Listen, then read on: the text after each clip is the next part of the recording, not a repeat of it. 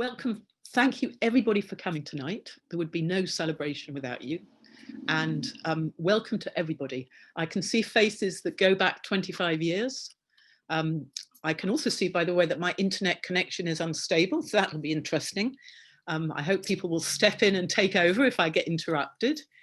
And I can also see people who are much newer visitors to Jamyang and newer members of our community, and everybody is extremely welcome. Thank you so much. I'm going to hand over now to Gordon, and Gordon was editor of Gentle Voice, the Jamyang newsletter, on the 30th of November 1995. So we've invited him to say a few words about that day. Gordon, where are you? Okay, right. Can everyone hear me? Because again, this is an old computer and it's the sound's probably not so good, but yeah, I mean, 30th of November 1995, I mean, it's a bit silly asking me to ask about that because I can't even remember what I had for breakfast, you know. I was the editor of Gentle Voice then. I can't remember what I remember the page we put up just soon after the courthouse, but to the actual day itself, I don't have much of a clear memory for. I was at work, I wasn't at the auction, but I remember getting home and thinking, well, it probably won't be over yet, and trying to sort of quell my nerves and all that, and finally not being able to do it, phoning up Jamyang, and Joanna, the office manager, was there, and I said, so? And there was a brief pause, and she said, oh yeah. And that was it, you know. And I don't think, I mean, the blurb on the Gentle Voice was saying sort of excitement, but I didn't really feel excitement. I just felt awe that we got this place. And that day was really just the culmination of 2 years of really intensive work for a lot of people. I mean, it started with Alison first seeing the courthouse, and then just the working towards getting it, which was all the loops we had to jump through. But we had such faith that we were going to do it. I mean, it's ridiculous when you think about it. Here we were, this penniless Buddhist group in Finchley Park. I mean, someone dropped a couple of quid in the donation tin, and we nipped out and buy some biscuits for after the class because we were that close to the bone and all that. And for some reason, the Metropolitan Police didn't take us seriously. We said we wanted to buy the courthouse, but we did. We bought it. And I remember all the sort of things we went through, the fact that the developers got it, and us working hard to get it listed so that they couldn't do what they wanted to do it. I remember the meeting with the Lambeth Council, when tons of us went along there, and they turned down the developers' proposition for flats with a mezzanine in the court. Can you imagine the courthouse as yuppie flats with a mezzanine? But they bought it anyway, and then they just sold it on, and that's when the auction happened. And there was one time when we managed to get keys, and a small group of us went in to actually see the place. And it was pretty dire. There was bulletproof glass up there. The floor was with lead. There was dark, horrible furniture everywhere. It was boarded up, and it just a really heavy atmosphere to it. But we just sat there. Well, this is ours, even though it wasn't him. And we held an event outside the Arms House, which is now the museum, the movie museum. Lama Zopa came, and it was quite touching actually, because there were a lot of movers and shakers from Lambeth there. And I mean, as you know, Rinpoche knows how to talk, but he actually had a piece of paper with his notes on it. I've never seen that before, Rinpoche. He looked quite nervous. Yeah, but he then still sat down. He started to warm up, and he gave us a list of 400 or 500 things that we needed to do with the courthouse. And we haven't done all, but we've done a fair few. And then came that day when we got the auction came, and like I say, I wasn't there, but I certainly heard about it.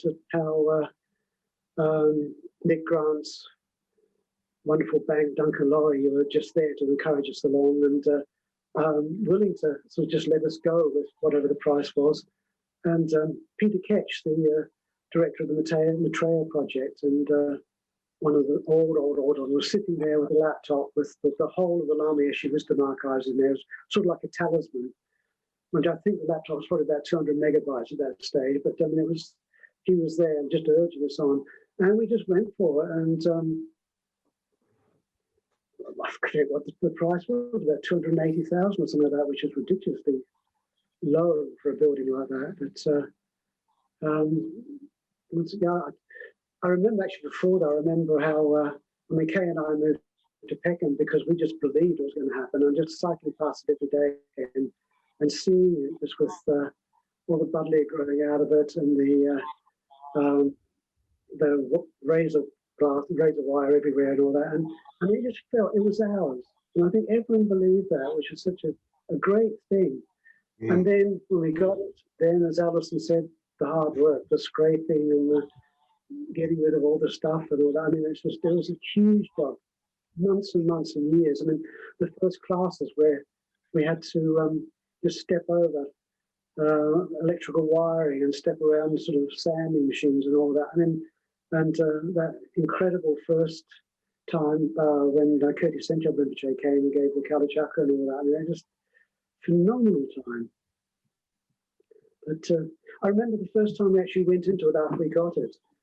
We had a meeting in the judge's waiting room, which was now the tower room. It was the only habitable place in the building, and it was freezing. And the architect and our good friend Max Comfort, who's here tonight, did a wonderful meditation where he got us to imagine that we were walking through a desert, and really sort of in a very bad way. And we came across this oasis, which was cool, which was comforting, which had everything, which was nourishment and everything, how we would feel. And then he asked us to imagine the courthouse in 10 years' time, and imagine someone stepping out through the door, Renfrew Road, and having that same feeling of the oasis, the stepping into a place which is welcoming and comforting and nutritional in a spiritual way. And it was a great start to a meeting because it really inspired us to say, right, we can do this, we can do it, you know. And 10 years on was 2005. I was the SBC there at present. I remember it probably wasn't on the anniversary, but it might have been close to it. Just stepping out one day from my office downstairs to go to the office upstairs where Alice and Co were. And in the foyer, I mean, there was the repaying the kindness going on in the main Gompa. There was a Tibetan family doing prayers for someone who died in the room. The tower, in the small Gompa. In the tower room, there was I think a counselling course that was just coming out to go to the cafe for dinner and all that. And Dave Ben and Steve Sinclair and that lot were sort of philosophizing in Dave's bookshop. And I mean, it was chaos. And I thought, what a crazy place this is. What an incredibly wonderful, crazy place, you know. And that was 15 years ago, and it's just gone on and on from that. So I think that's about all. That's what I'm going to say. But I mean, it was just wonderful being there at the very beginning, because it's a very special thought to sort of just kickstart something like the courthouse. Okay, thank you very much. I'm off. Gordon, thank you so much. I'm just going to try and share a few photographs of those very early days and then see if anybody else wants to share some memories of what it was like back near the beginning. Right, so hopefully you've got an amazing photograph, is that right? Well, yep. I think it's amazing. I saw it for the first time today, and I think this is 1994, the year before we bought the old courthouse, but maybe somebody, I mean, do unmute yourself. Yeah, if you want to unmute yourself at any point and correct me, you're extremely welcome to do that. But this was us back in Manjushri London Centre in Finsbury Park. And we have Lama Zopa Rinpoche visiting, which is why I think it's the summer of 1994 when Rinpoche came and spent a few months in London staying at Sean Jones' house. And he was ostensibly learning English from Mary Curtin, who I'm circling here, who's very sadly no longer with us. But the person who sponsored those teachings said, the English classes, said to me, "Lay my money back. I don't see any improvement whatsoever." And it certainly wasn't Mary's fault. I know that she taught Rinpoche very intensively, but Rinpoche, of course, was doing all kinds of other amazing things at the same time. Whoops, sorry, I went early there. So we have a wonderfly young Geshe Tashi sitting next to Rinpoche. And then we have Venerable John Fay in the front row. And I think it's Jean-François. Thank you, Jean-François from Nalanda, who was an attendant to Lama Zopa Rinpoche at that point, and Annie Barbara, Venerable Barbara, sitting in the front row. And yeah. Anyway, and we're all holding. Sundra, the back there. Yeah, Sundra left us this year. I'm thinking who else has gone from here. We all look so young. We were. There's Bridget. Yes, who's also passed away. Dave Ben in the coloured shirt in the back row, with I think it's Ivan standing next to him. Oh, Ivan, remember Ivan? He's still around. Yeah, and we're all holding postcards of Manjushri because it was all very, very much about. Prague? Sorry? Did Ivan ever go back to Prague? I don't know. I don't know. Yes, he did. I've sometimes been with him and he did get back to Prague. Okay. Right, I'm going to carry on. I'm going to have to go a little bit faster now. We had to have a photograph of Geshe Tashi right at the beginning because, of course, he was unbelievable in helping us, you know, in the early days. You'll see some more photos of him later on, and we have a video message from him. And then, of course, here's Geshe Namdak, which is wonderful. If anybody knows how to get rid of this thing at the bottom, by the way, do tell me, but I don't think I can. So here's a picture from 1994, and this is what the building looked like when it had been empty for about 14 years. Buddleia growing outside, all boarded up. We didn't realize at that point that there was bulletproof glass in the courtroom and barbed wire all over the roof and whatever. But here's Lama Zopa standing outside. And here's what it looked like when we cleared the Buddleia and we were the new proud owners of the building. And this is, the courtroom on the very first day inside. Wow. So that's Geshe, of course, Jan Metcalf, Gordon in the back row with Kay in front, and then Teresa in pink at the end. So maybe Andrew took the photograph, and that's me in a coloured cardigan. And I think there's a close-up as well. That's me behind the camera. Oh, it's you behind the camera. Okay, and everybody's meditating except me, who's looking at the floor thinking, oh my God, how are we going to sort this one out? And this is what it looked like. The floor was actually stripped by Dave Ben, which you'll hear about later because Geshe Tashi mentions that. And at that point, we'd taken down the bars and the barriers and all the sort of, you know, sort of pews, as it were, the benches that everybody sat on. And that's one of the cabinets from Finsbury Park in the red on the left there. But as you see, there was an enormous amount of work to do. Strip lights everywhere. Fleur. Is that Fleur? That bit Fleur? I don't know. I'm not sure. There was a Tibetan woman, an older Tibetan woman who was around quite a bit at the beginning. But it could also easily be Fleur. Good thought. Right, so these are pictures of what the cells looked like. I remember all the ground floor cells had their own concrete toilets, and Geshe got a mallet and smashed them all out. And this is what the lobby looked like. And in those days, we didn't have the window in the lobby, so it was particularly dark. That was a stroke of genius on the part of Ian Angus, our architect. I don't know whether he's managed to join us tonight. He was hoping to. And that's Fred in the foreground, if people remember Fred, who gave us unbelievable support and used to run these wonderful summer work camps, where he said the most important thing he did was have a cup of tea with people. And behind Fred, Alison, is the witness thing that we had to keep. Yes, it's somewhere out the back, isn't it? Yeah. We never quite worked out what to do with it. Down at the bottom of the stairs. Oh, is it? That's right, yeah. Oh, Ian, hello. Lovely to see you. I just unmuted myself, having arrived late. Ian, do add any comments you want. I've only got a few of these photos because, of course, in those days, we didn't all have phones with photos and, you know, with digital cameras in them and things like that. So Robin's very kindly scanned these, I think. Oh, Robin, do you want to tell us what this is? Back at a senior service. I wasn't actually present when this happened, but apparently someone went into the cells and started prodding behind the radiators. Mm. And these were all messages of, that the prisoners had scribbled on. And some people may remember that some of the graffiti on the back of the doors was less than pucker as well.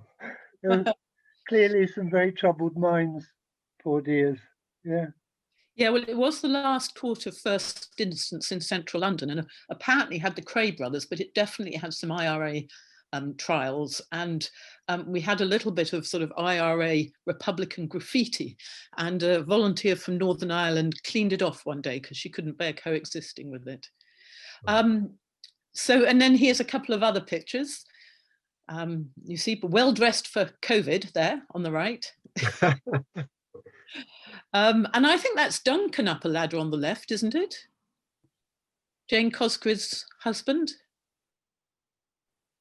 anybody recognize that jumper?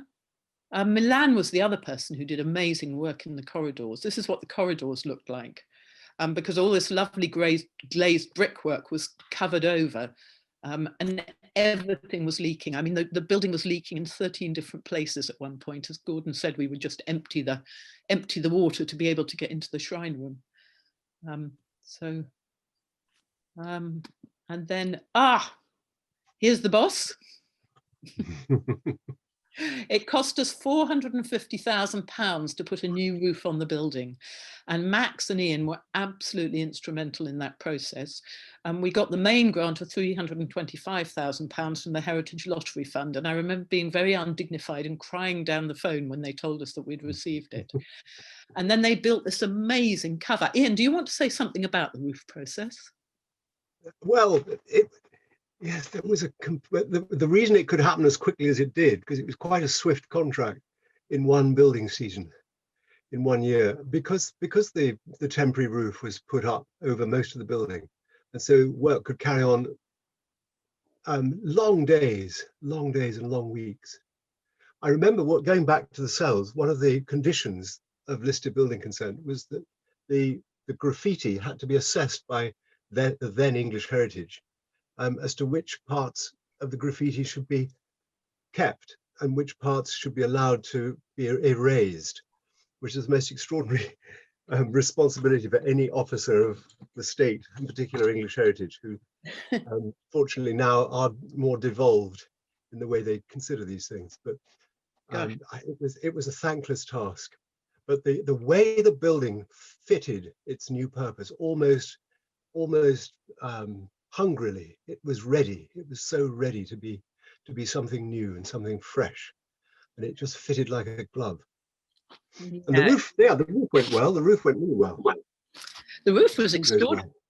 I remember you could see the cover of the roof from the London Eye, and a few of us were allowed up there during the work, and it was like a sort of medieval factory, wasn't it, with everybody hammering lead and fitting things, and extraordinary. Yeah, quite amazing. And then other bits, I'm not sure the North Garden's changed that much, but I love this photo because it kind of captures the spirit of those early days, and I'm afraid the complete lack of attention to health and safety. We were definitely being protected by something, because, you know, swinging a mallet like that without a heavy hammer on these days would not be encouraged. I can't remember the name of this volunteer. I think she joined the diplomatic service, didn't she? Can anybody remember? think it was Polly from Polly, and then the one next to Dave Ben is Nigel. Yes. Oh, I remember Nigel. Yep. And then this was the process. Oh, there's Lobsang and John putting down the underfloor heating in the main Gompa. Is that right? Also, to say Lobsang sends his best wishes to everybody and regrettably just couldn't come at the last minute tonight. Oh, he arrived as a monk. He was a monk, wasn't he, when he first arrived? Is that right? Or did he disrobe back in India? And he had... Sorry, Robin, you're saying? As Geshe Tashi's attendant, as I'm sure you were going to say. Yes, he was a monk when he came, Alison. That's right. And he became a London bus driver, didn't he? Yes. So,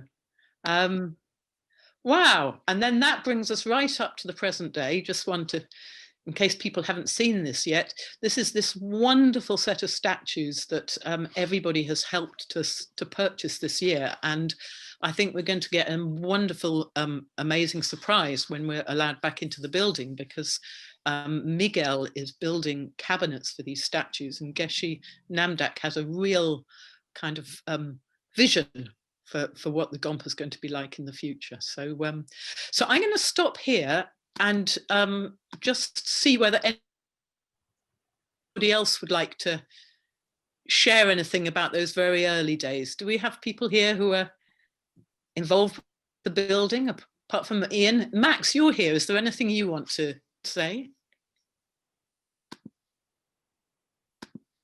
Thank you. Yes, I mean, I'd just like to reiterate what Ian has said about the building and how well it translated from a high security courtroom with, you know, soldiers on the roof with the machine guns, IRA, really heavy atmosphere, and how well the spaces translated into a meditation center.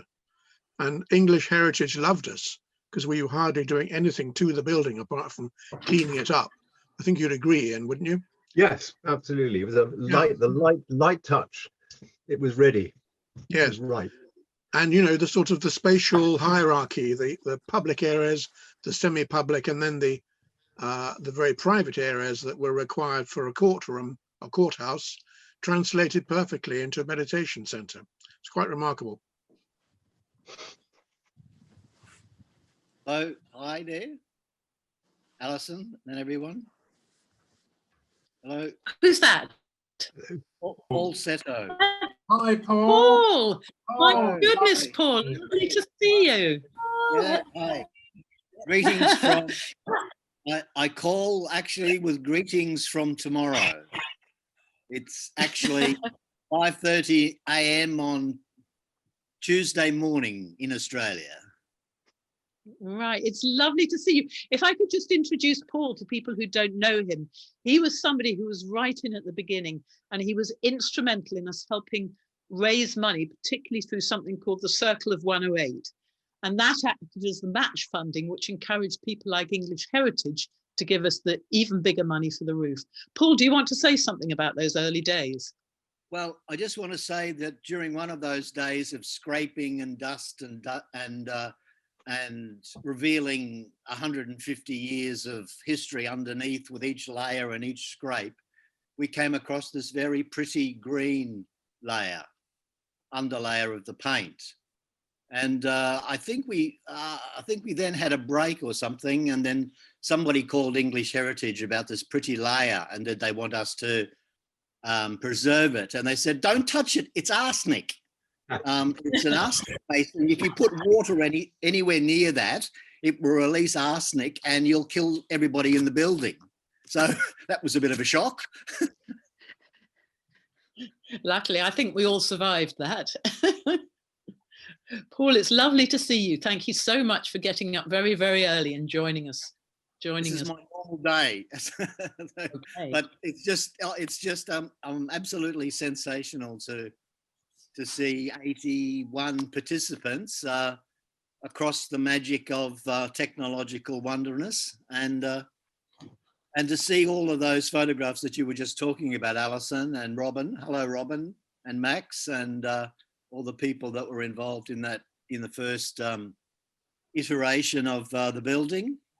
And I think I'll never, ever, ever forget, you know, the reverence we all have for the Tibetan Geshes, and we know what elevated beings they are and how much hard work they've done to get there.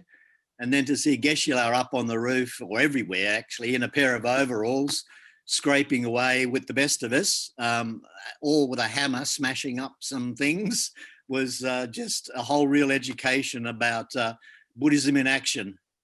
Robin, are you there? Yes, I do. Well done, Thank you. fantastic. I've got your slides. Right. So I'm going to share the screen, and maybe you can just tell me when you want me to move over. Is that Okay. all right? Indeed, thank you. So, Well, I should start by saying that your introduction and what's been said by Gordon and Geshe-la means that I don't have to blab on about all the work that's been done. But principally what I wanted to do in this section was just to give a suggestion that there's been two kinds of transformation at Jamyang. And probably the most obvious ones is the spiritual input we've had by people. And in particular, start by the first occasion, which you've already shown with a picture of when Geshe Tashi did that puja, the very first time we went in together to the dank and cluttered courtroom. And it's probably worth saying one more time how remarkably, you know, unwelcoming it was in those first days, particularly since the place seemed to have such a heavy kind of memory imbued into the structure of the building of all of the difficult times that had been there. But since then, of course, we've had some extraordinary teachers, and they're the ones that have been continuing to do the sort of inner transformation of our hearts and minds. But I wanted to start by the first picture is from 1996, so that's the first year after we got to the centre, with a photograph of Kirti Senshab Rinpoche. He exemplifies one of the many really wonderful, kind, immeasurably compassionate and gentle teachers that we've had. And Sue was reminding me that it was the Kala Chakra that initiations that he was coming for. But the thing that I remember in particular was that Geshe Tashi and he must have thought about trying to change the energy of the centre. And Kirti Senshab Rinpoche had a little votive image which now lives high up in the lobby in a little glass frame, and went to every corner of the building in turn, making blessings. And people were remarking quite soon after how they really, really felt the energy of the place had begun to change. And subsequently, of course, with people like Lama Zopa Rinpoche and His Holiness coming, incrementally, it seems all of the kind teachers have left their mark that's made the place kind of sparkle with a different kind of energy. But the physical transformation, as we've already heard, was very slow and arduous. So you could say that certainly the first couple of years were really hard graft. I notice with delight that Clive Arrowsmith is with us, and I have a memory of Clive hefting some of those huge glass, bulletproof glass doors, and your husband as well, Alice, and Simon was also very, very instrumental in doing some of the early work. But the next picture I want, and I'm delighted that our dear friend John is with us, and this will be a shock for John because not that one. Can you find the one of the cell rooms themselves? That's it. John, this is your carpentry from 24 years ago, which is still in use. John had learnt his skills from building ships and so on, and these are still going strong. I'm amazed. So number 2 was the exterior of the cell doors, which Duncan stripped and restored beautifully. Number 3, we'll skip on to, this is when Geshe Tashi was preparing the base of the Buddha statue that our dear friend Peter Griffin, who sends his regards to us, began. And the next photo shows him and Bertrand in the background actually making the first plaster interior casts. Now Bertrand came over from France, Venerable Bertrand, and was principally helping Peter, but also for the most part doing the aura around the back of the statue, which was subsequently helped to be gilded by Sue Oldham and Jan Metcalf and various other people. The next one shows Peter in front of the finished statue. Hang on a sec. Number. Whoops. Sorry, I've lost the images for a moment. Let me see. Oh, here we go. There we are.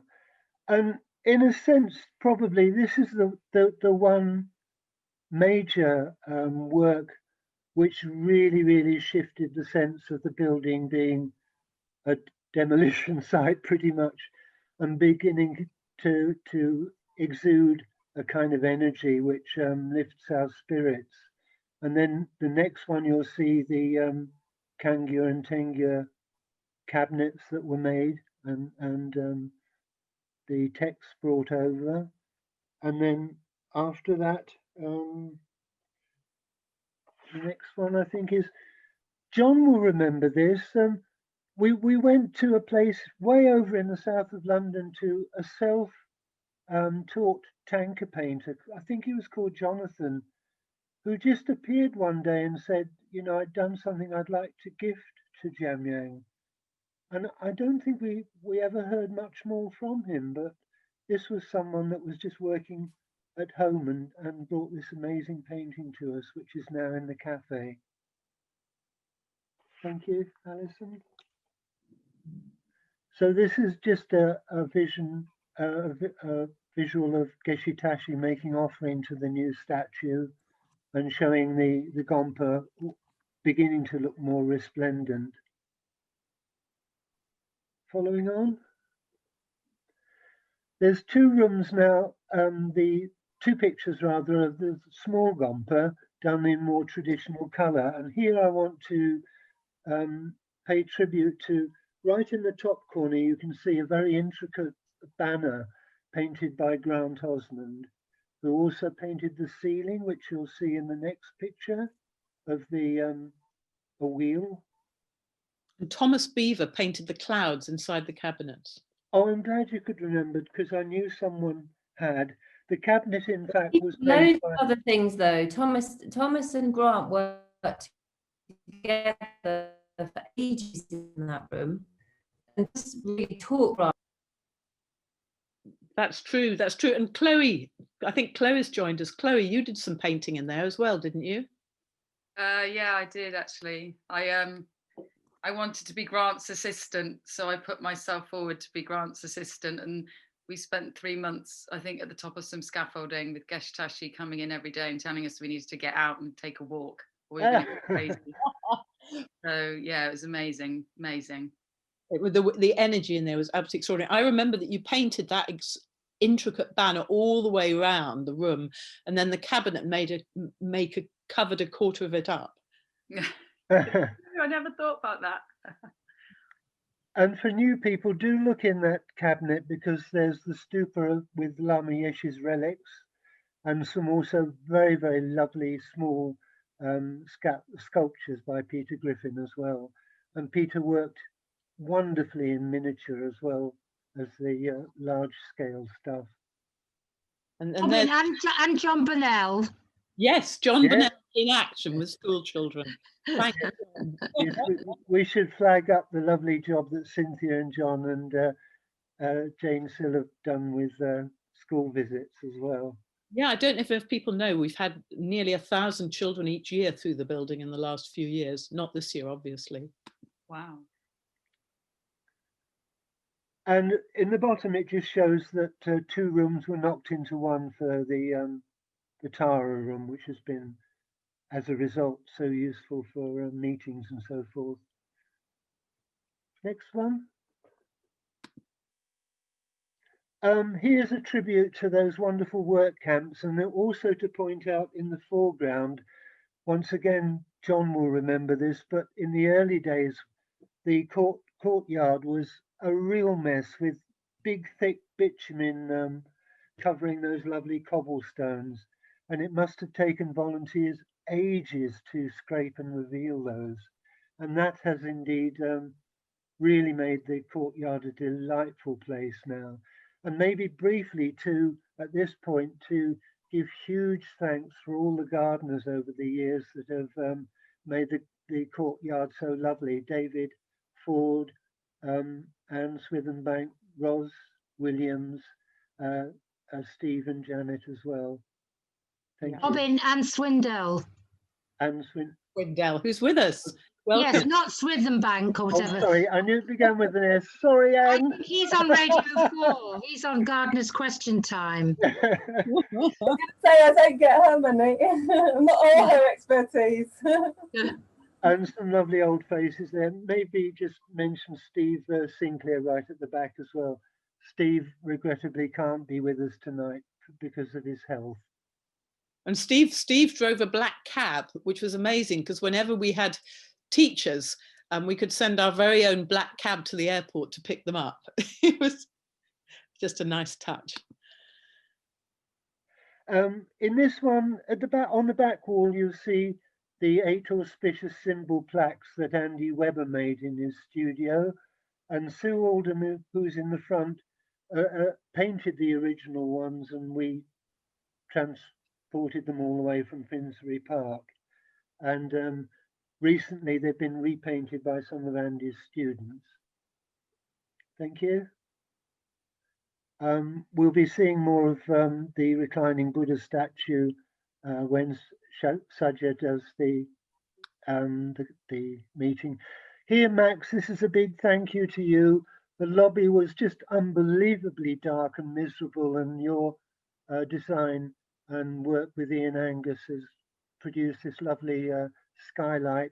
And a brief mention to John and Cynthia Burnell for donating the chandelier in the lower part. That was for Lama's Opa's 2014 visit. Thank you. Just can you go back just one? This was the wonderful occasion when a sculptor did a likeness of Lama Yeshe that's in Jamyang now. The next one is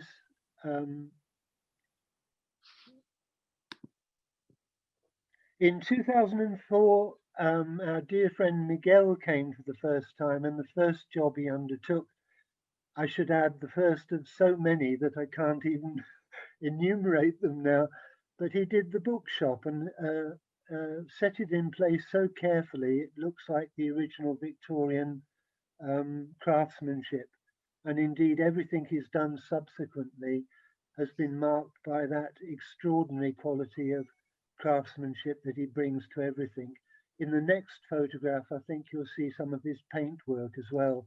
The background is changed somewhat, but that's the little niche where the Chenrezig statue sits. Thank you, Alison.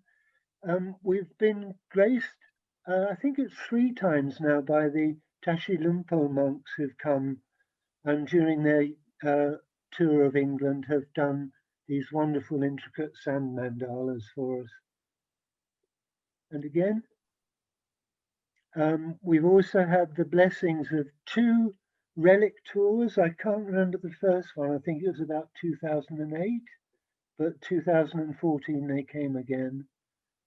So that lovely Maitreya statue we'll see again in a minute. The courtyard reclining Buddha was done by the City of London Guild School students, and we'll see a little bit more of that with the interview with Nick Durnan in a minute too. This in brief is just to show right over on the far right-hand side, you'll just see how the second of the two huge undertakings that Peter Griffin did was the 12 Deeds of the Buddha, Portland stone plaques. And for about 16 years, we had them plain stone, which most of us really loved. But Rinpoche indicated that it would be nice to embellish them. Next And one. Robin, there, can you just go back a second, Alison? Thank you. There's Palmo sitting next to me, and Oh, she lovely. became the nun, but then sadly she passed away a few years ago. Thank you, Barbara. Yeah. So in 2019, Miguel built this great big platform to elevate him to do gilding, which he'd never done before, and spent months doing the plaques, which actually the gold now just radiates into the gompa, which is lovely. And below him is another of the things that he worked on. There's 4 wonderful prayer book cabinets which he made, which sit on top of the radiators as well. Thank you. This, and you can skip over it, is just to show some of the many lovely little details that some of the new students must search out when they come to Jamyang, because there's such a joy. This is up on the altar, and the Maitreya statue has now been moved from the small gompa into the large gompa. Thank you. And then a big thank you for Estelle Rose, who is with us. And Estelle, under the direction of Andy Webber, started this in 2008. Took 4 years to paint this lovely Wheel of Life, which is hanging in the lobby, and kindly donated it to us in 2011, after also sewing the brocade around it with her friend Jackie. And then brings us up to date really to, once again, as Alison mentioned previously, to rejoice that with Geshe Namdak now in place as our resident teacher, under his instructions and Jackie's care, sourcing them from Kopan, 6 lovely statues have now come to Jamyang. And in the next picture, you'll see the consecration process that Geshe Namdak kindly did last Saturday, a week ago. And so that once the lockdown is finished, there are some wonderful things to welcome us back into Jamyang. So also in brief, please, there are many other unsung heroes. Mike Fry, John Starlight, that have relentlessly done electrics for us. Milan has done a lot of decorating. Carolyn Gillett and Margaret and others who've done seamstress and sewing work for us. Max, of course, who's still on site for all architectural stuff for us. And Peter, the wonderful person that Max found for us for our boiler repairs, and on and on and on. And all the unsung volunteers, thank you so much. Thank you. Wow. Robin, thank you so much. I don't know, for people who don't know Robin, Lama Yeshe asked him to be a trustee right at the beginning, and he's been a trustee ever since. So if you can imagine, over 40 years of service, and he's definitely not one of those hands-off board members. Robin has been with us day in, day out. He's done every kind of work, not just taking beautiful photographs, but building things, cleaning things, just helping humbly and with kindness whenever it was needed. And Robin, we can't thank you enough. I'm afraid that's praise too much. I'm always close to the teapot. That's really why I'm at Jamyang. I'm just going to quickly share my screen and share a few photographs that have kindly been put together for us by Jane Sill, who wasn't able to join us this evening. whoops, I'm screen sharing.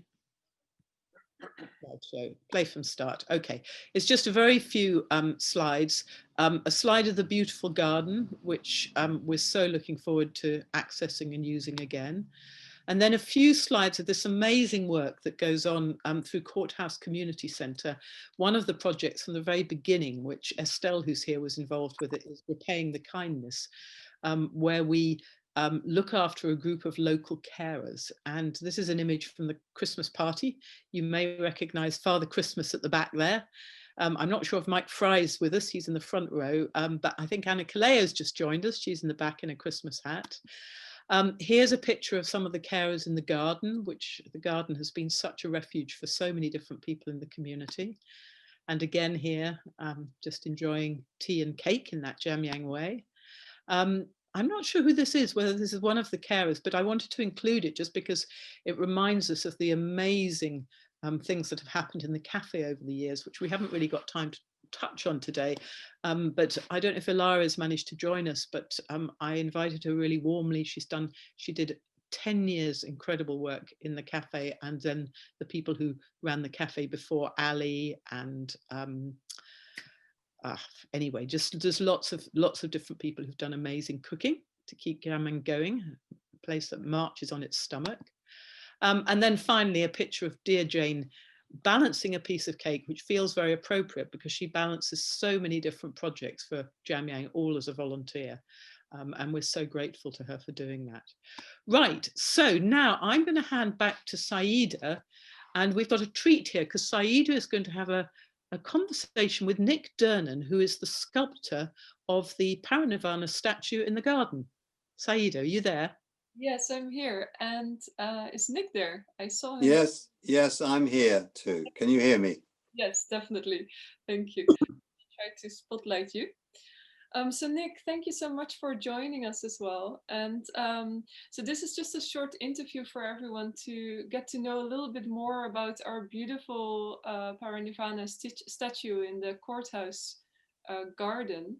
And I think just this whole evening has been very much about, you know, the enormous service of the community that has been brought to Jamyang, has created Jamyang, and has built Jamyang literally. And for me personally, as a younger person, a younger generation community member, it feels like something that, you know, it really makes us thankful and rejoicing. And it also brings a lot of thoughts about that we don't think about these, you know, all these people who have built and contributed to Jamyang every day. So this is also part of that. And your role was quite significant, Nick. That, you know, you have built this enormously beautiful statue, created it with your own hands. And I would really very much like to hear a bit more about that process.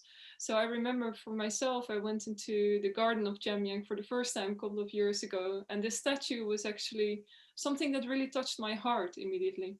And it's beautifully situated. I remember there was a robin there, but I might have just, you know, made it up.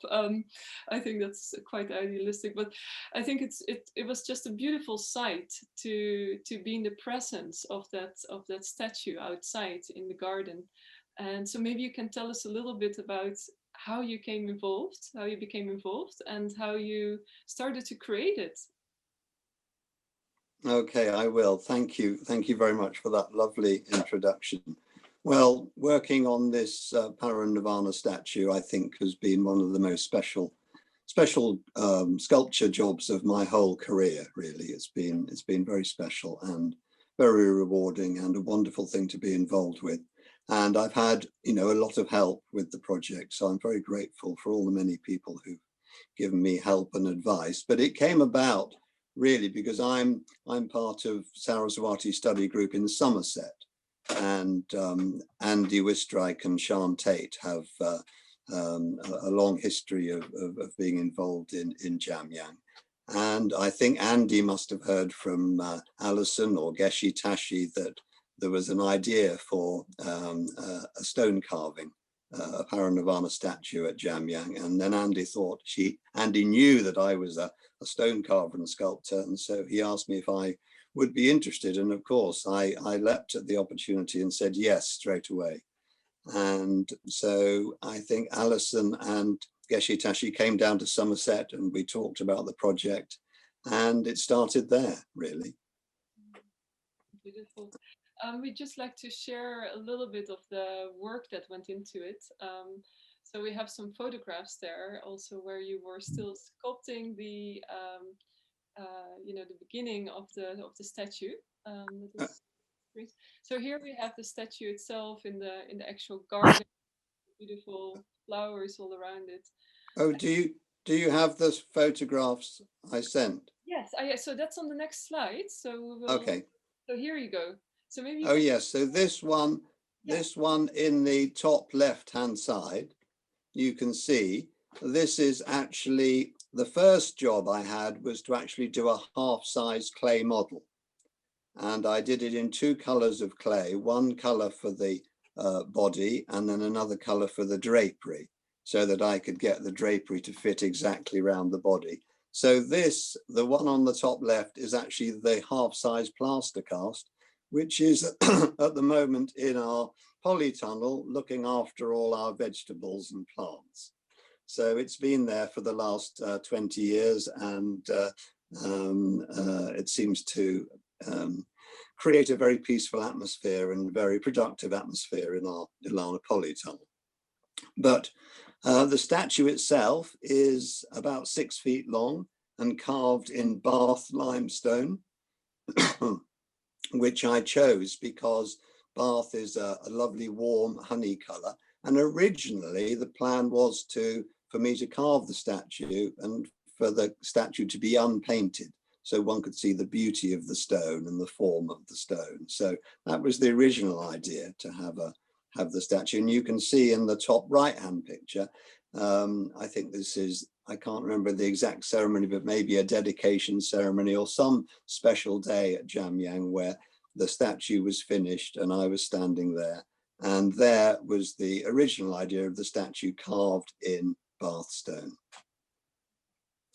And I must say, I had a lot of help from Denise and Peter Griffin, especially Denise, because she's worked, I think, in India and Nepal, and she knew about the Tibetan measurement system where you divide the body into 125 units, and each part of the figure and the drapery, the hands, the arms, the head, are all proportions of this 125 units. So I'm very, very grateful to Denise for all her help in helping me understand traditional Tibetan and Nepalese sculpture. Yeah, that's wonderful. And I understand, so this was around 2000, I think, where, the statue actually started, you started with creating the statue. And then later on, it was gilded when Lama Zopa Rinpoche visited Jamyang, is that right? Yes, I think what happened, I can't remember the exact dates, and maybe Alison knows more clearly, but Lama Zopa came to Jamyang and he, I think, felt that really it should be painted and gilded. And it's probably quite a good idea because, in fact, by painting and gilding the statue, it gives it a greater sort of durability, a greater sort of sense of it protects the surface and enriches the color and the form. So I actually had been a stone carving student at the City and Guilds Art School, which is just round the corner from Jamyang in Kennington Park Lane. And so I was a student there for 3 years from 1978 to 81. So I learnt my stone carving skills just round the corner from Jamyang at the City and Guilds Art School. And so we had a connection there, and I have been a tutor there in the past. And so I don't know quite how it came about. Maybe I made contact or Alison made contact. But anyway, the students of the City and Guilds are very skilled in traditional wood carving, stone carving, painting and gilding techniques. So they were the perfect choice to come and clean the statue and apply the gold leaf and the paint in the traditional Tibetan way. Mm. Yes, I mean, it's hard to decide, what is more beautiful. I think both of them are beautiful versions of the statue. And actually, personally, I really like the fact that it had that life itself, that it went from first being just a raw Bath stone to a gilded sculpture. Also on the next slide, I think it's very beautiful to compare that with one of the, my most favorite Parinirvana statues, which is actually in the Ashmolean Museum. And I think you told me a little bit about your inspiration and also your later search, and you actually became very interested in Gandhara Buddhist art. And this is one of those statues that I found. And on the next slide, you can see that, for me, I really feel it comes close to the feeling that I got with your statue, that there is a lot of warmth and a lot of traditional symbolic features that come back in the statue. So could you say a little bit about that? Yes, well, when I was asked to carry out the project, I had advice from various people, and I went and looked at lots of different Parinirvana statues. But I think, I'm sure lots of you know, but the Gandharan Buddha statues were the very first Buddha statues. And they date from, I think, the 1st, 2nd century AD, from the area of Pakistan and Afghanistan. And to my mind, they are like the most beautiful of all the Buddha statues. And I think all Buddha statues that came after in all the other different cultures in Asia and around the world were all inspired by the original Gandharan sculpture, which to my mind have the most beautiful proportions and drapery and the sensitivity in way the face is modeled, especially the faces of the Gandharan sculpture. So they were all a real inspiration to me. It's beautiful. And I was thinking about it as well, that, maybe you can talk a little bit about that as a sort of closure. In Buddhism, we have, of course, a lot of visualizations, and we think a lot in images, you could say. And I was thinking about how that influences us and how it helps us progress also. I guess my question is about, how did your own Buddhist practice and your interest in Gandharan art influence the choices that you made in creating this sculpture? I think, well, maybe I should say that one of the things I found, it was challenging in lots of ways to carve the statue. And so because it took about 10 weeks to carve, I had to keep at it every day. So in the same way that one has to practice and learn to meditate and develop the patience and perseverance to keep meditating even when you don't feel like it, I had to keep doing the carving even on days when, it wasn't like I was inspired every moment of the carving. Sometimes it was quite challenging and I would go into work and I didn't seem to be getting anywhere. And at other times it seemed to flow quite well. And I think that reflects, in my meditation practice and maybe other people's, that sometimes it flows quite well and other times there seem to be obstacles, and you just have to work through all those things to achieve a result. And there is a certain universal beauty to this statue that I think, like I said, it seems to be historical and very grounded. So I'm sure that karma yoga that you did yourself while carving the statue somehow imbued it with that energy, which I think is very beautiful.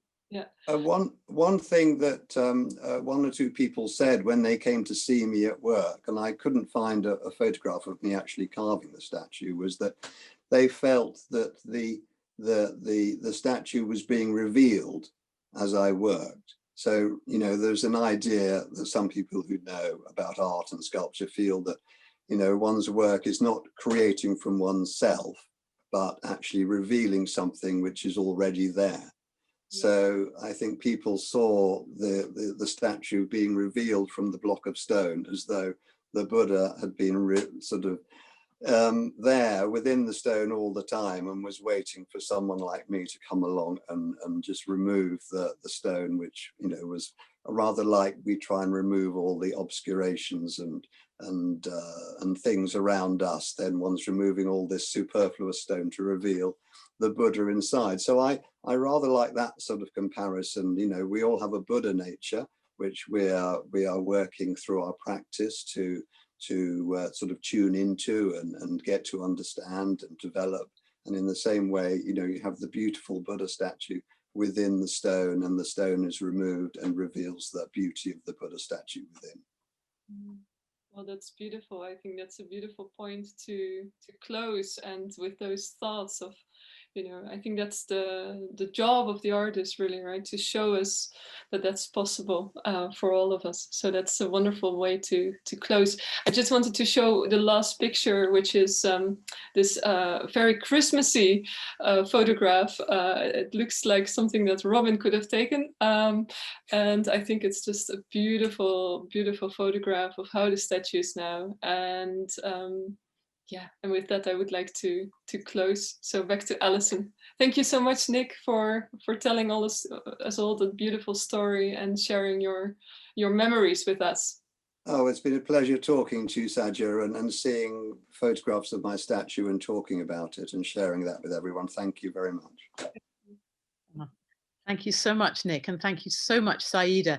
And I should have mentioned that apart from being one of the younger generation of Jamyang students at the moment, Saida has also got a doctorate in history of art. So she seemed the perfect person to do the interview just now, and thank you for doing such a lovely job of it. While we're on the subject of Parinirvana and the Buddha's passing away, we thought this would be a good moment to honour quite a large number of the Jamyang community who've passed away over the last 25 years. We may not have everybody's name, so if we've missed somebody out, please excuse us. But Venerable Barbara is going to share a few names with us, and we thought maybe we could just sit quietly and thank those people for everything that they've done and send our very best wishes for wherever they are now. Annie B, are you there? I am, yes. So these are the friends of ours, some of our, I've known everybody who's on this list. So yes, it's actually, yes, it's quite sad to see all their names. We'll start off Rebecca Schmidt, Ian Brown, Fred Sheldrake, Lois Grassley, Chitra Ramgulan, Dave Ben, Venlob Sang Chudran, Venlob Sang Palmo, John Underwood, Claire Walsh, Bridget Harris, Daphne Alexander, Nick Grant, Ali Johnston, Sean Jones, Mary Curtin, Sundra Singham, and Roger Searle. And we all hope that they had precious human rebirths and have met the Dharma again in their new lives.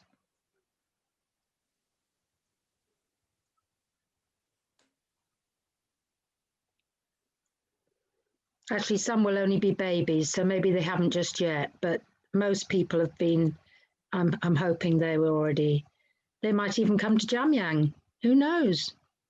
They might be in a Pure Land. Thank you. Yeah, or a Pure Land. Pure Land of Kennington.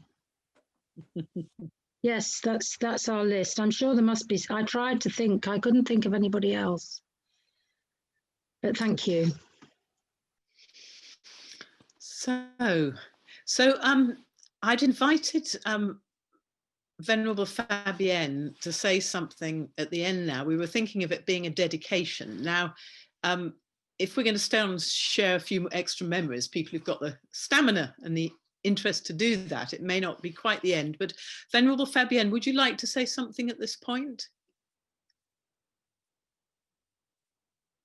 Are you there?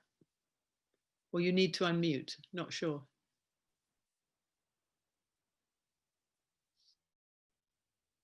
Okay, maybe we've lost our connection briefly with the old courthouse. Can you hear me? You're here. Yes, yes. Hello, everyone. So we've been sitting here with the volunteers and Miguel at the back, joining you in this anniversary, and we feel so privileged because, of course, we're celebrating the community having been in the old courthouse for 25 years, and there's just a few of us who are actually physically in the old courthouse. So it's really, really moving. I want to thank Alison for putting together such a beautiful event and bringing us together. And it's so wonderful to see all of you here tonight and to hear all of these memories and to see the photos and to be together, just to be together and have this energy of us being together. It's a wonderful feeling.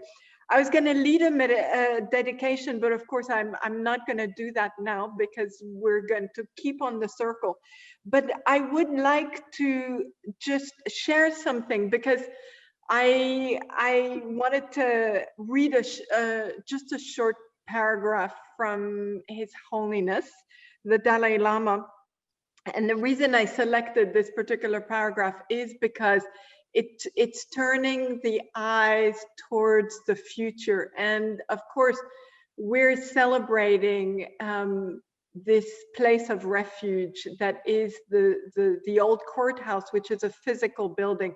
And it's poignant because we've all been on lockdown and connecting in the digital world, but the power of a place to offer inspiration as we've experienced and as Geshe was reflecting. And so as we're thinking about the old courthouse for the next 25 years and beyond, hundreds of years, then of course it will be to the next generation who will benefit from all the work that has gone before. And so I want to read this call from His Holiness to young people. And he says, young people of the 21st century, bring on the revolution of compassion. These words are not intended to be formulaic consolation or a hollow slogan. They are not a naive dream of an elderly Buddhist monk who is disconnected from reality. When I call on you to bring on the revolution of compassion, I am calling for the mother of all uprisings to begin. Many remarkable individuals have called for different kinds of revolution: economic, technological, energy, educational, a revolution of the conscience and of the heart. All are motivated by the urgent need to create a better world. But for me, the revolution of compassion is the heart, the bedrock, the original source of inspiration for all others. So I wanted to just share these words and just close these words because we are a community and have the good fortune to be connected and to be the custodian of this place of refuge that is there for the generations of the future. So I want to thank you all for everything that you have done in the past, that you are doing now, that you will do in the future to hold this, this home of inspiration for generations to come. Thank you. Thank you, Venerable Fabienne. So we're now going to open up for sharing. Seeing that there's still over 70 of us on the call, I think we're probably just going to have to unmute one at a time. And I just wanted to start by inviting a few people who are here with, some of them I think are here with us today, which are our Jamyang inclusivity scholars. And I think I saw Jonathan on the call. I don't know if Tiffany's with us, or Matthias, or Adam. But if any of you are here, would you like to say something about what it means to be an inclusivity scholar? Because this is a really new initiative. which has been developed and which we hope is going to be really rich and exciting for the future. So I put you on the spot a bit, but if Adam, Matthias, Tiffany or Jonathan are there, we would love to just hear something from you. Sure, yeah, I'm very happy to say something. Yeah, I'd just like to say really how just amazingly humbling it is to see all those photos and hear the experience of actually creating the centre, from which we're now able to benefit from. And it's just amazing to see the dedication of the community and just how much love and effort went into it, really. So yeah, I'm just feeling very grateful and very excited about the basic program and about the opportunity to study with Geshe Namdak. And it's just wonderful to see you all, and I'm really looking forward to when we can actually all be together again in the centre. So thank you very much. Oh, thank you, Jonathan. That was lovely. Does anybody else from the group want to say anything? Okay, well, don't hold back anybody who wants to contribute at any time. We've got some people here from way back. I don't know if John, are you still with us from the States? I am. Wow, it's great to see you. Yeah, it's really nice seeing everybody again, or seeing some of the people again. Yeah, it's nice. I think looking at myself and looking at you all, some years have passed.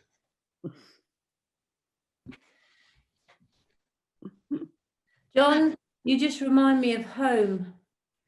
It's so nice to see you. Great. Yeah. Hello, I'd like to join in because I am here, and it's been really lovely remembering. I came to Jamyang at the old courthouse so a year later than what we're celebrating. We've been 96, and I remember when the statue was going up, and I remember sitting around with a lot of people rolling prayers, and they were all put into the statue before it was closed. And so while I was doing that for several hours, I met people coming and going. I'm sure I remember Mathieu Ricard popping in. He must have been in London at the time. And so then I took my first teachings in Jamyang, and then I took refuge with Geshe Tashi, as he was.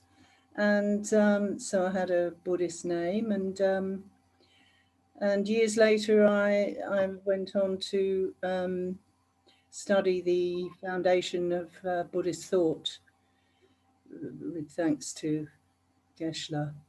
And all of this is in my heart, remains there. But about the statue stuffing, we were invited to bring our own in from home. And so we did that, and so we were able to bring the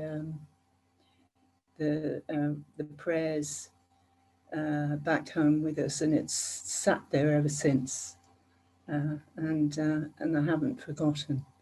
And it is a long time, a quarter of a century, and I'm a great grandmother now, and I'm now after studying, I'm now learning how to practice.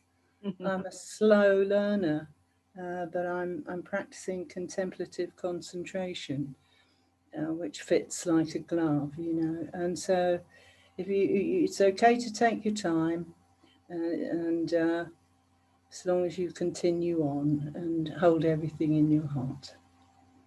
Thank you for letting me share. Thank you, Eileen.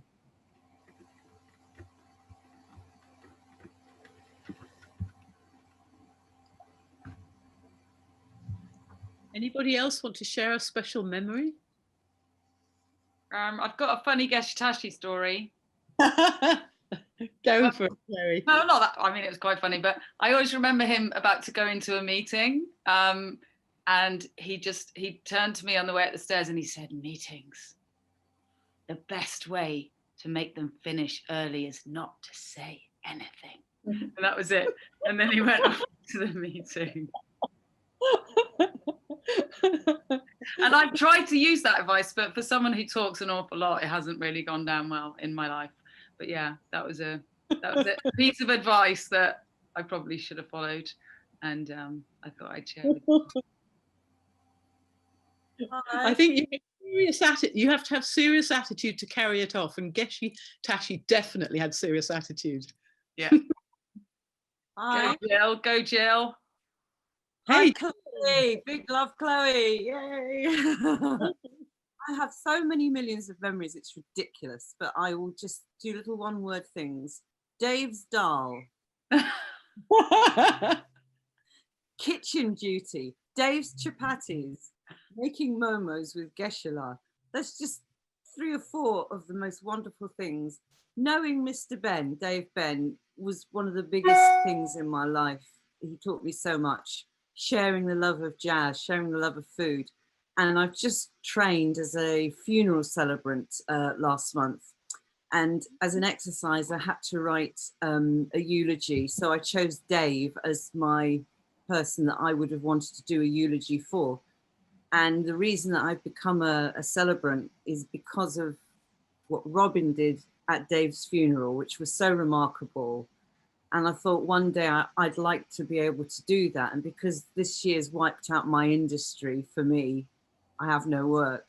Now was the time to be able to do this work. And I'm very excited because I'm afraid of dying, but I'm not afraid of death. So, and I think all the stuff that I've picked up and learned over the years, every time someone asks me, why do you want to do this? I said, because I want to practice kindness and compassion, wisdom and compassion to people at the end of their life, or people who've seen someone at the end of their life. This is the best training you can have to do that. So, and my final big memory, and this, you know, I wear this as a badge of honor, is singing twice for His Holiness, once in India and once at Jamyang. And I've always said, I never need to do anything else again. And the most beautiful thing you will ever hear in your lifetime is hearing His Holiness recite. There's no sweeter sound. Wow. Jill, that was absolutely lovely. Wonderful. And if people don't know Jill, Jill has been provided the most beautiful singing at so many events over the years. We've been so fortunate to have her as part of the community. Not to mention, and cakes, delicious cakes as well.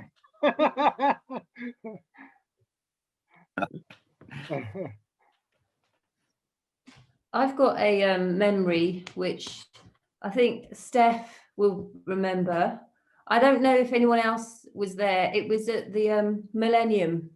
We were doing nungnays in the Gompa.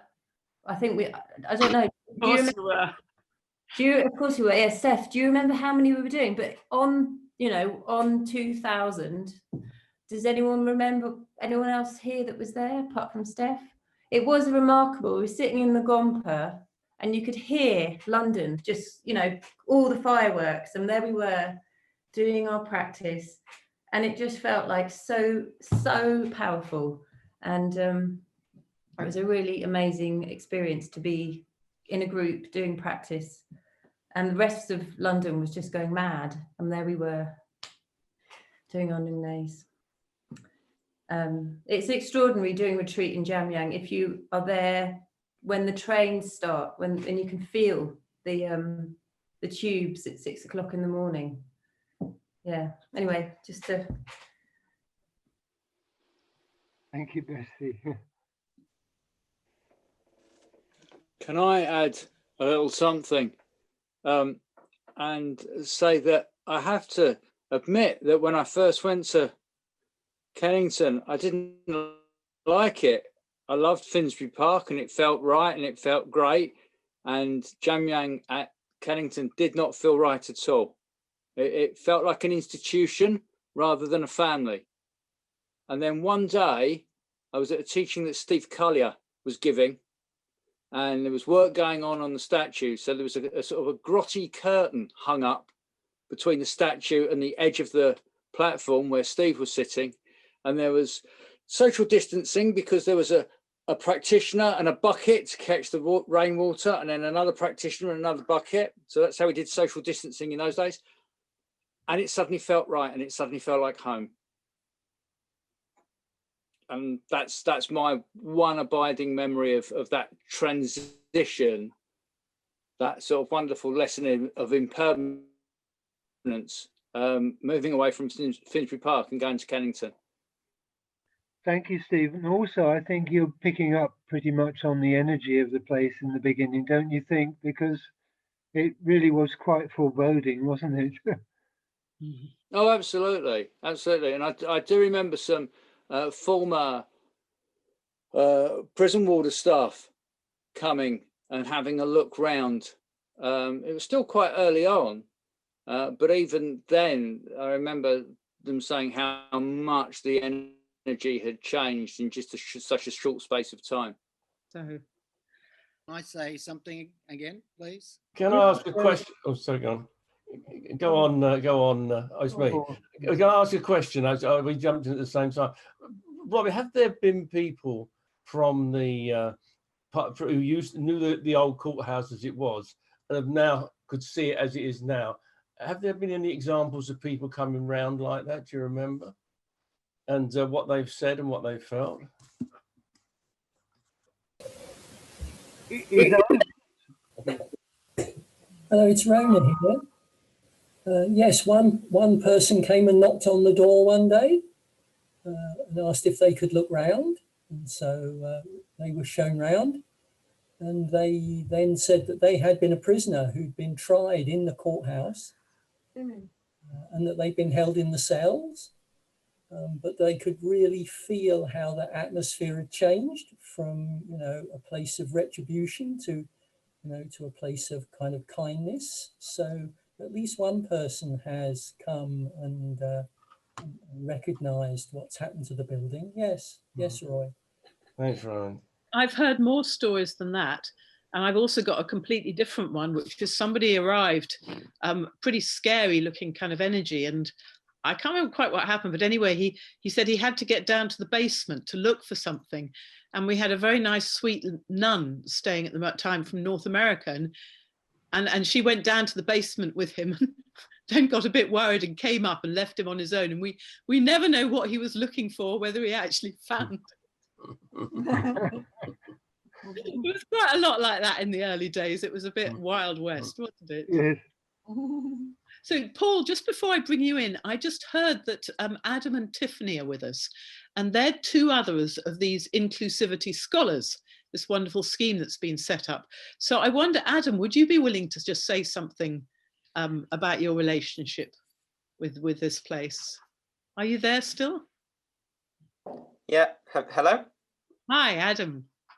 Hi. Yeah. So I'm obviously relatively new to Jamyang, but it is worth saying, as someone who's kind of just started going for like a year now, it is worth saying how it's still got that really welcoming atmosphere, and as soon as I came, the first class I came to, when I thought I got there early, but actually I got there late and I didn't realize. So on my first class, I had to go in late. And so I kind of really shy went through the door, and straight away, everyone was so welcoming. Someone was like, oh, here, sit on this pillow. Someone gave me their scriptures. And it's nice. It's so nice and so important for people to share the stories of what Jamyang was like and what makes it what it is today. And to hear all the stories is so, so inspiring, because it's so easy to take it for granted. So thank you so much for all the work and for everything. Thank you. Thank you, Adam. Thank you. Paul, what did you want to Oh, sorry, talk about?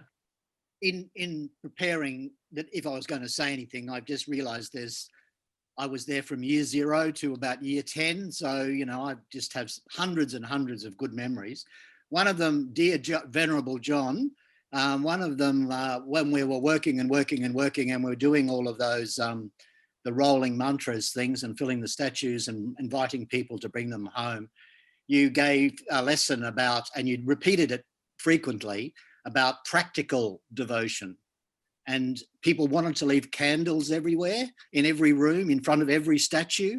And you gave the example of how many hundreds of monasteries around the world have burnt to the ground through people leaving candles unattended in various precious places. So thank you for that. My own house hasn't burnt down, no matter how many candles I'm burning. So thank you very much. Also, when we were doing the cells and the back areas, a lot of relics, archaeological relics were coming up, and we didn't have a lot of time and energy to actually save a lot of things because they got destroyed. But anyhow, I as a historian grabbed a couple of things along the way, and so that we could do a little display at some point. And then 25 years later, I don't know whether that's happened, but I have a button here, which I found in a military button that I found in the back area in the cells, and it's actually from the Royal Artillery. So I've always been so extraordinarily moved by how, you know, the Royal Artillery solved problems in a particular way, and Buddhism has the delusion cutting sword to solve problems. And I've always preferred the delusion cutting sword to a battery of artillery. And also Jamyang now, its most powerful weapon, of course, is kindness and cake. So, you know, you can transform a person's life without a single teaching other than a silent offering of tea and cake. Boom, they're gone, they're captured. Thank you. Thank you, Paul. So we've got time for one or two other contributions, which, you know, is a shame because there's so many old friends on this call. So you mentioned cost, Alison. So our local groups have worked out a way of making it free. I, for one, would love to make a donation so that we can keep going if there's a cost involved. Oh, wow. You mean to the centre in general? No, to the centre in particular for this particular event. Through the wonders of Visa debit card, I can send you money now. So that we can continue. You can see why Paul was such a great fundraiser. Paul, I can guarantee that the team will be in touch with you. No problem. Anyone else want to share something? Oh, hi there, it's David here. Can I just share a couple of things? Oh yes, please, David. Yeah. So just to say, John Blaker, who painted that green Tara picture that we saw earlier, he sadly passed away about 6 years ago. Ah. He was a friend of my husband's. But just sort of some of the memories of, you know, it's so lovely to see everyone. You know, some of the people that I remember right back in 2000 and 1999 when I first walked through the door. I think Chloe was the person that opened the door when I first knocked on Jamyang's door.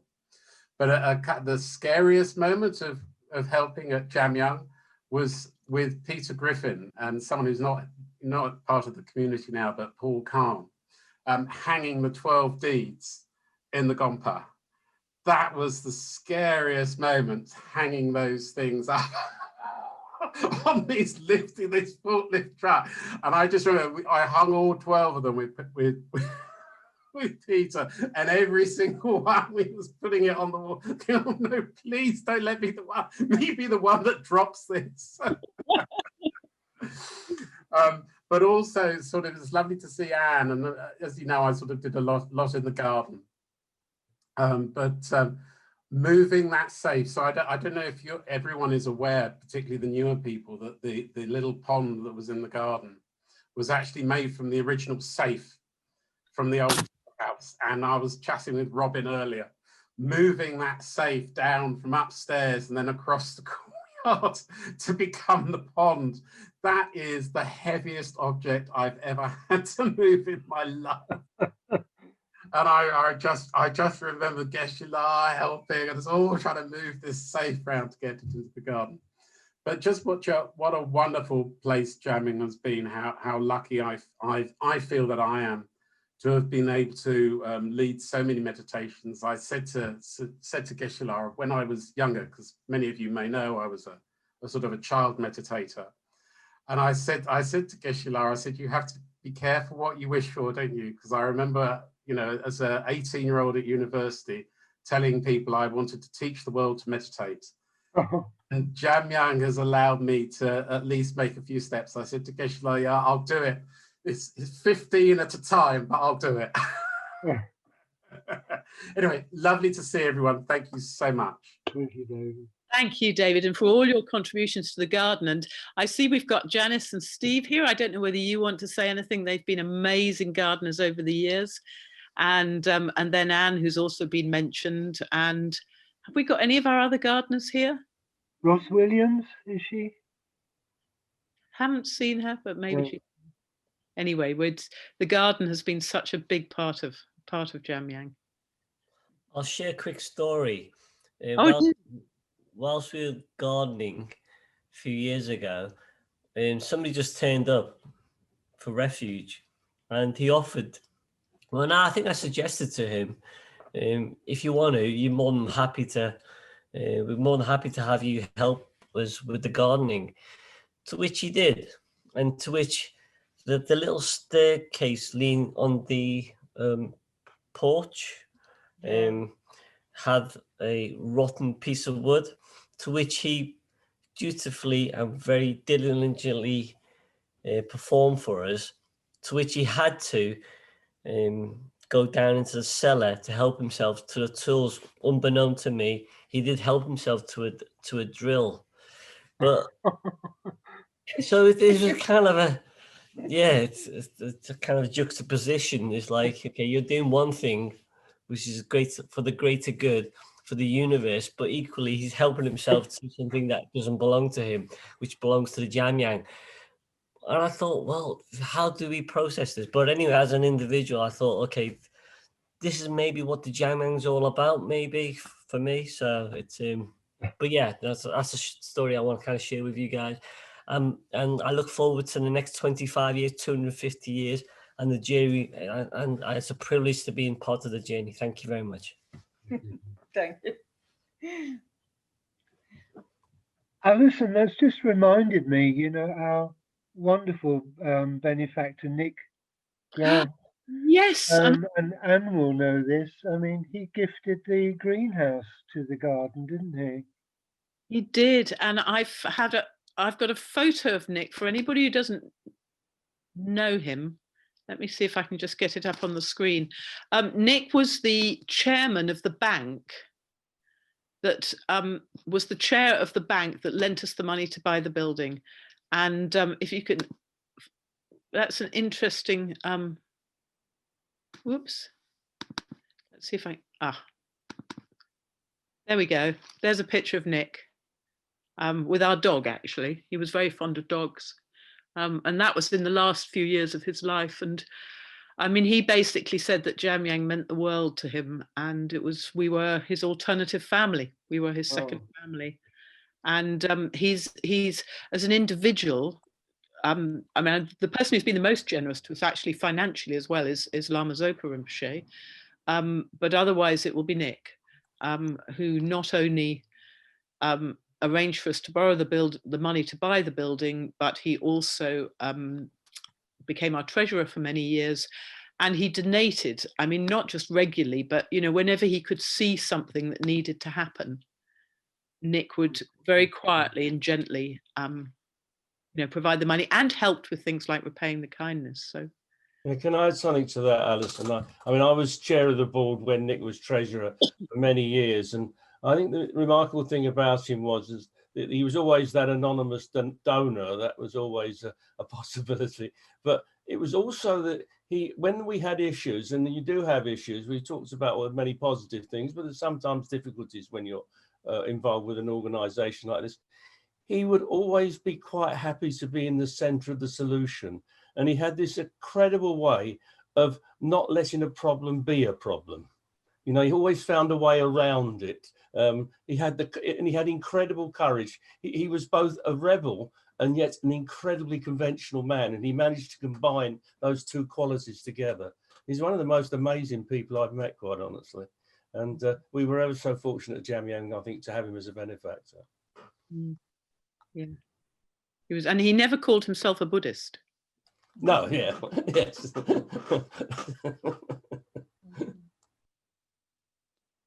Which is part of the magic. Well, I have mixed feelings about the fact that we be in the building tonight.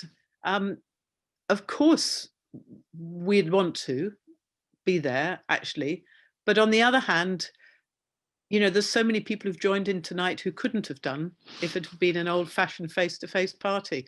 And sometimes I'm finding that Zoom actually really helps us focus on something and you know, really share from the heart. So I kind of feel that's happened tonight. I feel we should close down, if only just for our health, you know, to spend so long sharing at the screen. And you know, I don't know where you would stop because there's so many memories.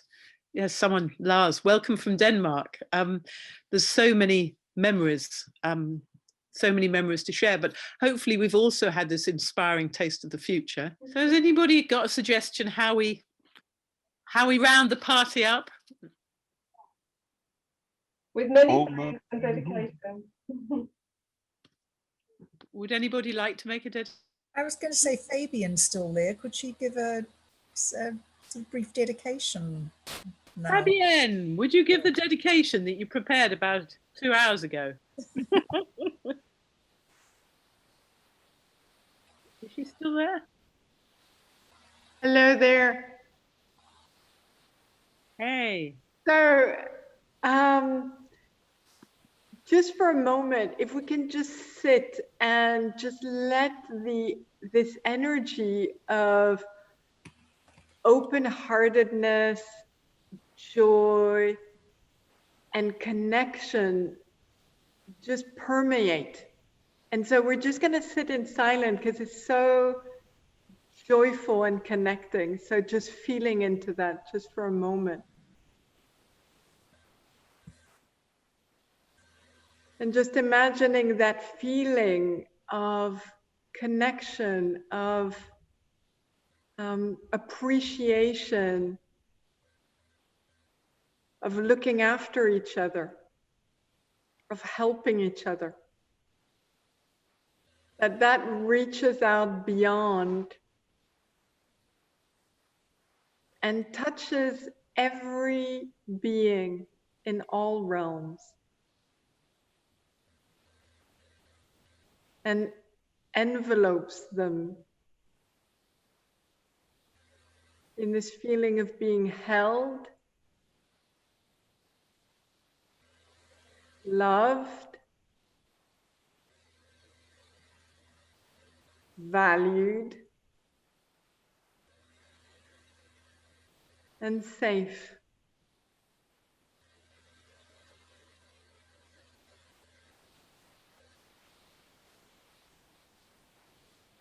And then, as we were talking about earlier, that all this 25 years of unbelievable good energy with the highest of aspirations that may be dedicated to the continued flourishing of this community, that it may touch generations to come, and that they may benefit as we have in the most profound ways. And never be separated from the pure Dharma and the gurus.